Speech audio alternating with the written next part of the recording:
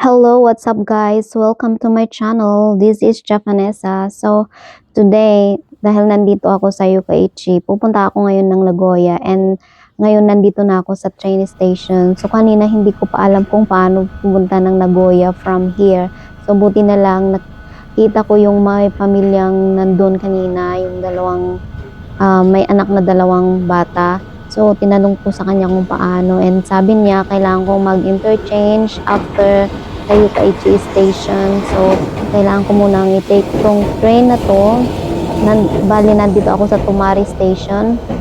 And this is only 3 minutes from the hotel na tuluyan ko. So, ganito yung loob ng train.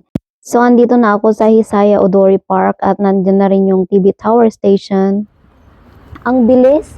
So, ayan na nga siya guys, yung Nagoya TV Tower. So, bali, magla-lunch lang ako dito and then mamaya pupunta ako sa Osokanon Road or dun sa may temple na medyo sikat, popular dito at saka walking street dito sa Nagoya. So, mayroon ding sa tapat ng aking kakainan, ayan, meron siyang isang ice cream shop na ang daming mga flavors. So, ito na nga, nandito ako sa loob ng Thai restaurant dahil paborito ako ang Thai food. Ayan guys, ay usually pag pumupunta ako sa ibang lugar, minsan naghahanap ako ng Thai restaurant. So, ito nga, nakita ko to sa may malapit sa Nagoya TV Tower. Ayan yung mga in-order ko. Ayan, actually hindi ko siya naubos kasi sobrang dami. Sobrang dami yung in-order ko. So, ayan na nga siya guys. Yun yung kinain ko. Tapos meron pa akong dessert na ayan, mango and sticky rice. Ayan, sobrang sarap talaga. So, ayan na nga yung TV Tower. So, medyo naglakad-lakad muna ako dyan, guys.